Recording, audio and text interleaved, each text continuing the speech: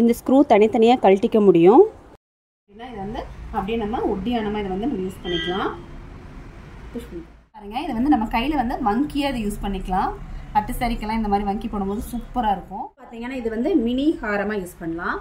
குட்டியாக உங்களுக்கு சின்ன ஒரு ஹாரமாக நீங்கள் யூஸ் பண்ணிக்கலாம். மினி ஹாரம் பார்த்தீங்கன்னா இது வந்து அழகாக க்யூட்டாக வந்து நெக்கோடு வைக்கிற மாதிரியான ஒரு நெக்லஸாகவும் ஆயிடுச்சு.